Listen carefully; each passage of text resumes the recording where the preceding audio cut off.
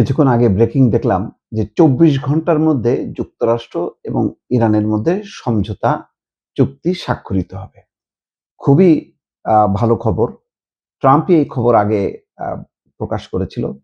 যদিও ইরান বলেছে যে অ্যাম এইসবের বিষয়ে তাদের কোনো জানা নেই এবং চূড়ান্ত হয়নি।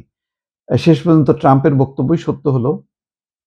হয়তো ইরান আনুষ্ঠানিকভাবে বলতে চায়নি।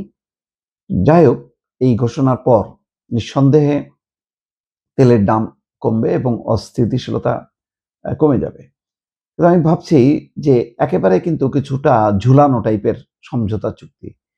যেমন আবারও ৬০ দিনের যুদ্ধবিরতি হবে এবং এই ৬০ দিনের মধ্যে আলোচনার অগ্রগতি সাপেক্ষে বেশ কিছু সিদ্ধান্ত হবে। যেমন ইরানের আ উপর অর্থনৈতিক নিষেধাজ্ঞা প্রত্যাহার, তারপরে জব্দ সম্পদ ফেরত দেয়া, আ নানা রকম কার্যক্রম। সেইগুলো কিন্তু ঝুলায় রাখা হলো। এখন ৬০ দিনের মধ্যে পারমাণবিক ইস্যুতে কতখানি ইরান আম রাজি হবে এবং পশ্চিমাদের চাওয়াটা পূরণ হবে এটা বোঝা যাচ্ছে না। কারণ পশ্চিমারা বিশেষ করে আমেরিকা এবং ইসরায়েল তারা চায় যে আ ইরানের সামরিক সক্ষমতা পারমাণবিক কর্মসূচির চেয়ে সামরিক সক্ষমতা এমনভাবে সংকুচিত করা যাতে ইরান কোথাও আঘাত করতে না পারে। আর আঘাত করার ক্ষমতাটা যদি বন্ধ করা যায় তাহলে ওই পুরো মধ্যপ্রাচ্যের উপরে আমেরিকা এবং ইসরায়েল প্রভুত্ব কায়েম করতে পারবে। তো সেই কারণে জিনিসটা ঝুলে থাকলো। ৬০ দিনের মধ্যে শেষ হবে কিনা, ৬০ দিন থেকে আরো বাড়তে থাকবে কিনা। তার মানে অস্থিরতা কিন্তু একদম পুরোপুরি শেষ হলো সেটা কিন্তু বলা যাবে না। আপাতত এবং এটা হয়তো ট্রাম্পের নিজের স্বার্থে সে দেখাবে বিশ্বকে যে আমার উদ্যোগে, আমার চেষ্টায় আ আমি যুদ্ধ বন্ধ করলাম এবং হরমুজ প্রণালী আ নিঃশর্তে খুলে দিল আম ইরান এবং অন্যান্যগুলো কিছু ছাড়-টাড় দিল আরকি এগুলি।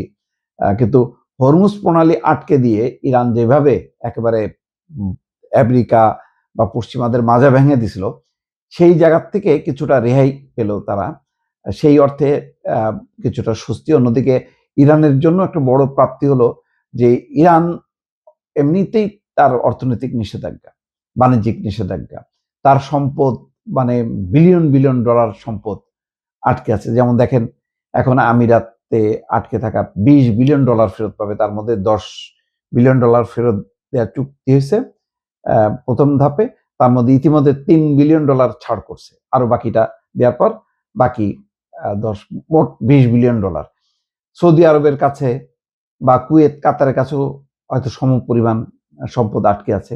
তো এখন আ আ এইসব বিবেচনায় ইরানের জন্য একটু স্বস্তি হবে। আর আমেরিকার স্বস্তি অন্য। কারণ সামনে তার মধ্যবর্তী নির্বাচন। সবচেয়ে বড় কথা হলো আমেরিকার জনগণ এবং তার দল রিপাবলিকান পার্টি একদম উল্টে গেছে। সেইটা থামানোর জন্য ট্রাম্পের একটা বাঁচার দরকার ছিল। মূলত আমি বলব যে এইখানে যেই চুক্তিটা হচ্ছে অন্তত এটা ট্রাম্প তার মুখটা কোন রকমে রক্ষা করলো।